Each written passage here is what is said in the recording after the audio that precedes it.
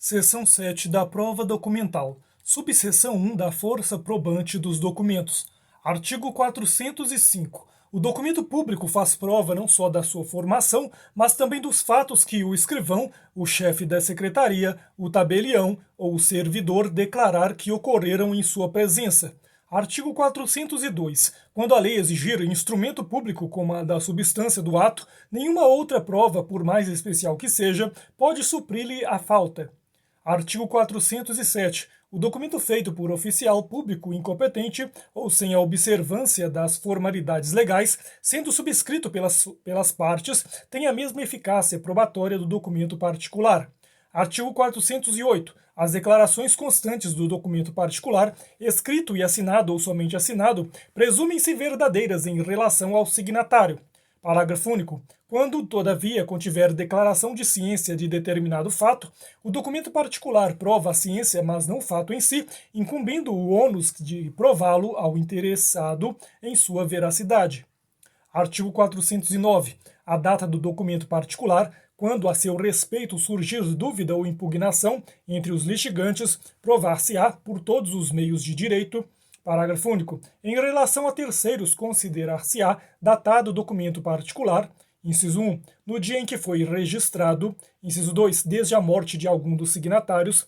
Inciso 3. A partir da impossibilidade física que sobreveio a qualquer dos signatários.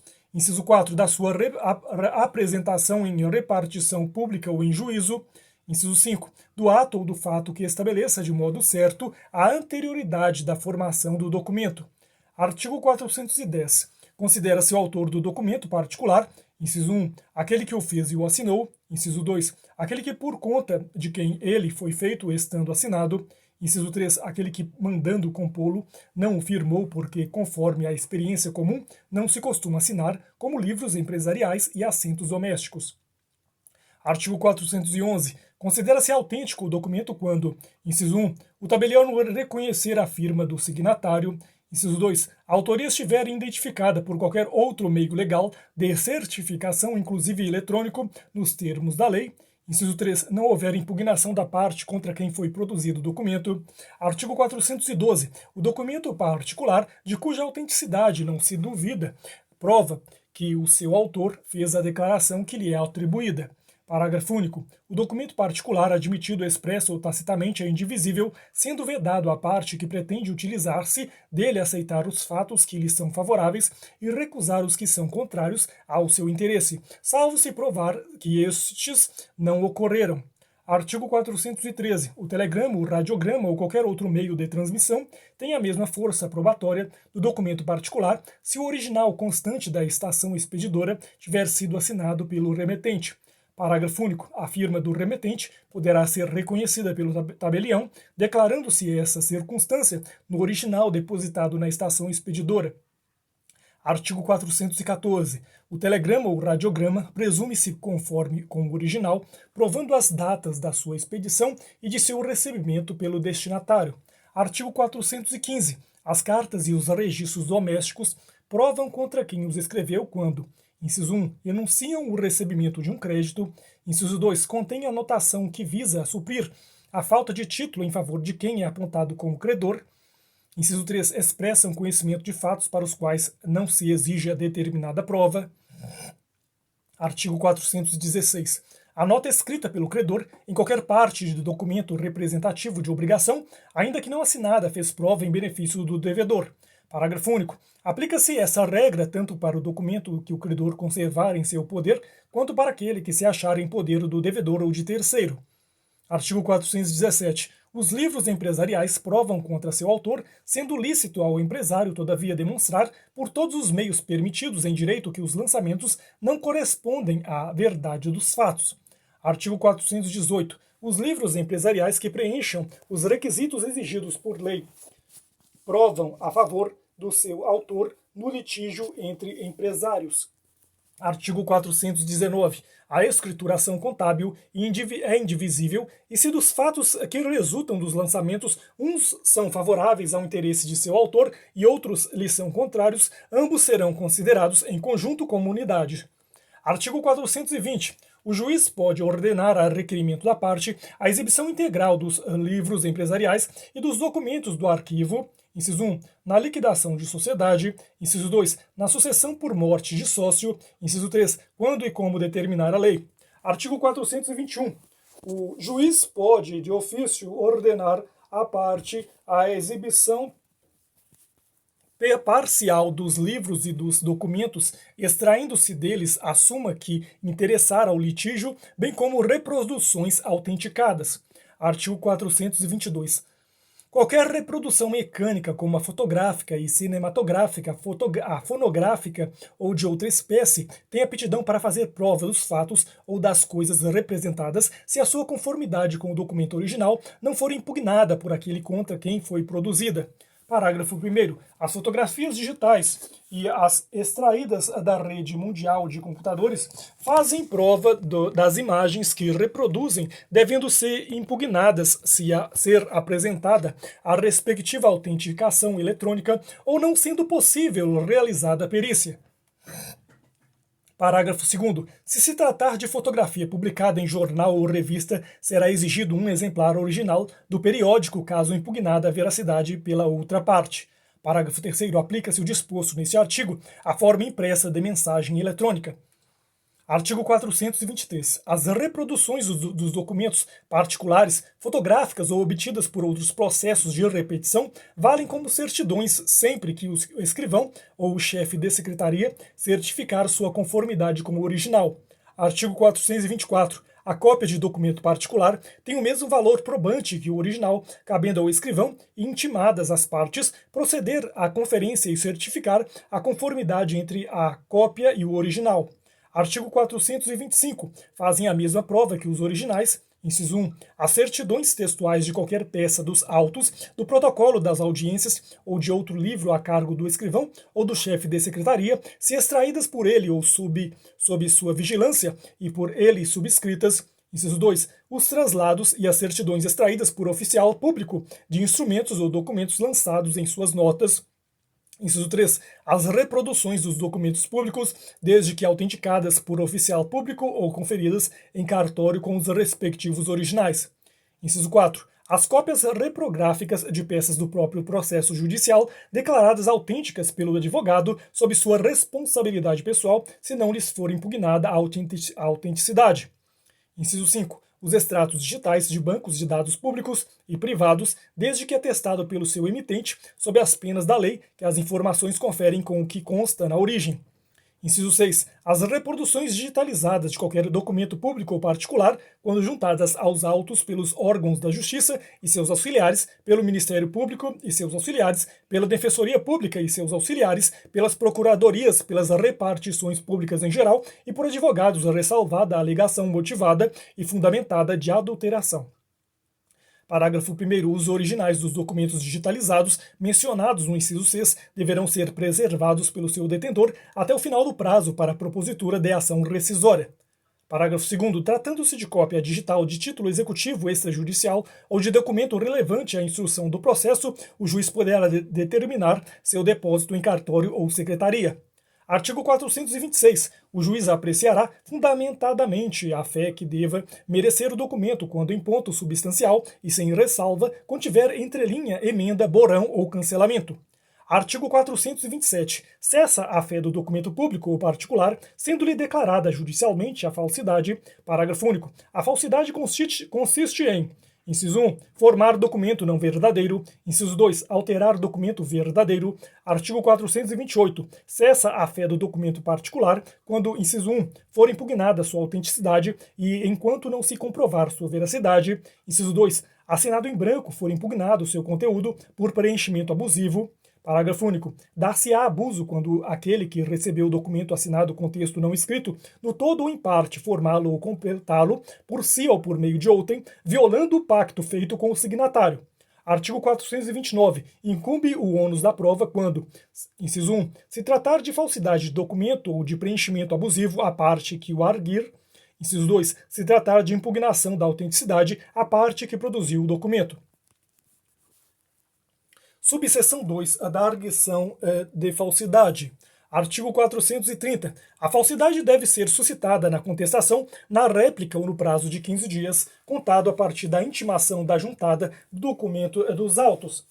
Parágrafo único. Uma vez arguida, a falsidade será resolvida como questão incidental, salvo se a parte requerer que o juiz a decida como questão principal nos termos do inciso 2 do artigo 19. Artigo 431. A parte arguirá a falsidade expondo os motivos em que funda sua pretensão e os meios com que provará o alegado. Artigo 432. Depois de ouvida a outra parte no prazo de 15 dias, será realizado o exame pericial. Parágrafo único. Não se procederá ao exame pericial se a parte que produziu o documento concordar em retirá-lo. Artigo 433. A declaração sobre a falsidade do documento, quando suscitada como questão principal, constará da parte dispositiva da sentença e sobre ela incidirá também a autoridade da coisa julgada. Subseção 3 da produção da prova documental. Artigo 434. Incumbe à parte instruir a petição inicial ou a contestação com os documentos destinados a provar suas alegações. Parágrafo único. Quando o documento consistir em reprodução cinematográfica ou fonográfica, a parte deverá trazê-lo nos termos do caput, mas sua exposição será realizada em audiência, intimando-se previamente às partes. Artigo 435. É lícito às partes, em qualquer tempo, juntar aos autos documentos novos, quando destinados a fazer prova dos fatos ocorridos depois dos articulados, ou para contrapô-lo aos que foram produzidos nos autos. Parágrafo único. Admite-se também a juntada posterior de documentos formados após a petição inicial ou a contestação, bem como dos que se tornaram conhecidos, acessíveis ou disponíveis após esses atos, cabendo à parte que os produzir comprovar o motivo que a impediu de juntá-los anteriormente, incumbindo ao juiz, em qualquer caso, avaliar a conduta da parte de acordo com o artigo 5º. Artigo 436. A parte intimada a falar sobre documento constante dos autos poderá, inciso 1, impugnar a admissibilidade da prova documental, inciso 2, impugnar sua autenticidade, inciso 3, suscitar sua falsidade com ou sem deflagração do incidente de arguição de falsidade, inciso 4, manifestar-se sobre seu conteúdo. Parágrafo único. Nas hipóteses dos incisos 2 e 3, a impugnação deverá basear-se em argumentação específica, não se admitindo alegação genérica de falsidade.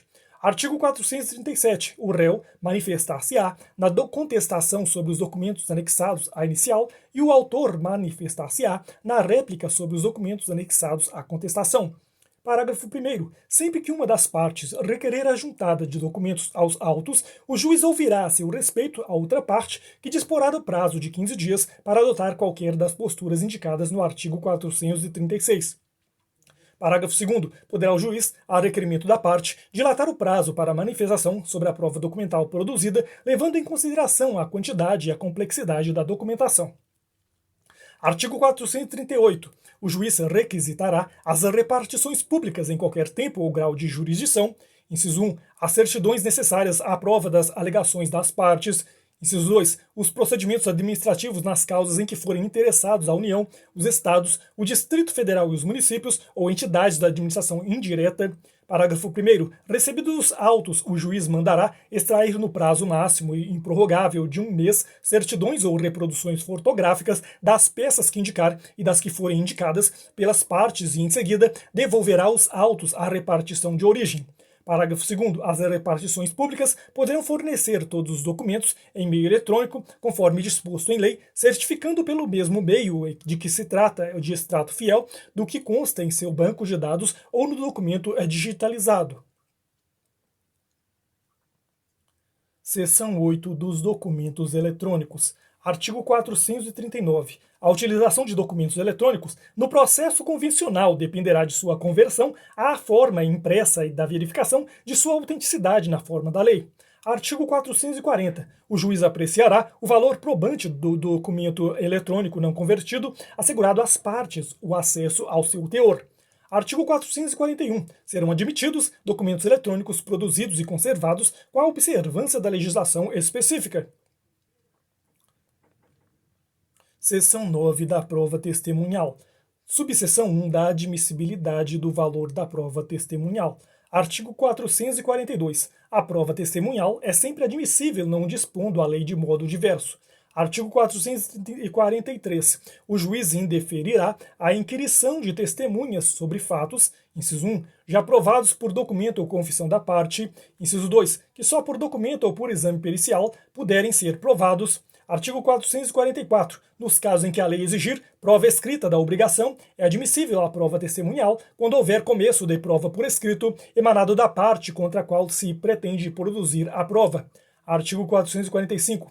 Também se admite a prova testemunhal quando o credor não pode ou não podia, moral ou materialmente, obter a prova escrita da obrigação em casos como de parentesco, de depósito necessário ou de hospedagem em hotel ou em razão das práticas comerciais do local onde contraída a obrigação. Artigo 446. É lícito a parte provar com testemunhas, inciso 1, nos contratos simulados a divergência entre a vontade real e a vontade declarada, inciso 2, nos contratos em geral os vícios de consentimento. Artigo 447. Podem depor como testemunhas todas as pessoas, exceto as incapazes, impedidas ou suspeitas. Parágrafo 1º. São incapazes, inciso 1, o interdito por enfermidade ou deficiência mental. Inciso 2. O que acometido por enfermidade ou retardamento mental, ao tempo em que ocorreram os fatos, não podia discerni-los ou ao tempo em que deve depor, não está habilitado a transmitir as percepções. Inciso 3. O que tiver menos de 16 anos. Inciso 4. O cego e o surdo, quando a ciência do fato depender dos sentidos que lhes faltam. Parágrafo 2º. São impedidos, inciso 1, o cônjuge, o companheiro, o ascendente, o descendente, em qualquer grau ou o colateral, até o terceiro grau de alguma das partes, por consanguinidade ou afinidade, salvo se o exigir o interesse público ou tratando-se de causa relativa ao estado da pessoa, não se puder obter de outro modo a prova que o juiz repute necessária ao julgamento do mérito. Inciso 2, o que é a parte na causa. Inciso 3, o que intervém em nome de a parte, como o tutor, o representante legal da pessoa jurídica, o juiz, o advogado e outros que assistam ou tenham assistido às partes. Parágrafo 3º. São suspeitos, inciso 1, o inimigo da parte ou seu amigo íntimo. Inciso 2, o que tiver interesse no litígio. Parágrafo 4º. Sendo necessário, pode o juiz admitir o depoimento das testemunhas menores, impedidas ou suspeitas. Parágrafo 5º. Os depoimentos referidos no parágrafo 4º serão prestados independentemente de compromisso e o juiz lhes atribuirá o valor que possam merecer. Artigo 448. A testemunha não é obrigada a depor sobre fatos. Inciso 1. Que lhe acarretem grave dano, bem como ao seu cônjuge ou companheiro, ou aos seus parentes consanguíneos ou afins, em linha reta ou colateral até o terceiro grau. Inciso 2. A cujo respeito por estado ou profissão deva guardar sigilo. Artigo 449. Salvo disposição especial em contrário, as testemunhas devem ser ouvidas na sede do juízo. Parágrafo único. Quando a parte ou a testemunha, por enfermidade ou por outro motivo relevante, estiver impossibilitada de comparecer, mas não de prestar depoimento, o juiz designará, conforme as circunstâncias, dia, hora e lugar para inquiri-la. Subseção 2 da produção da prova testemunhal. Artigo 450. O rol de testemunhas conterá, sempre que possível, o nome, a profissão, o estado civil, a idade, o número da inscrição do cadastro de pessoas físicas, o número de registro de identidade e o endereço completo da residência e do local de trabalho.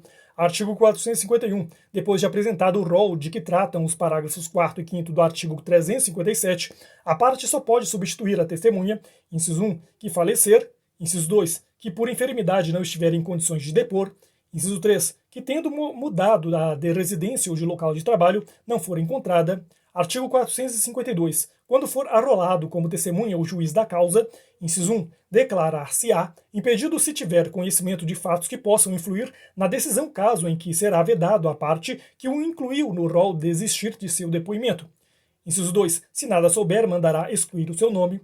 Artigo 453. As testemunhas depõem na audiência de instrução e julgamento perante o juiz da causa, exceto, inciso 1, as que prestam depoimento antecipadamente, inciso 2, as que são inquiridas por carta, parágrafo 1º, a oitiva de testemunha que residir em comarca, seção ou subseção judiciária diversa daquela onde tramita o processo poderá ser realizada por meio de videoconferência ou outro recurso tecnológico de transmissão e recepção de sons e imagens em tempo real, o que poderá ocorrer inclusive durante a audiência de instrução e julgamento.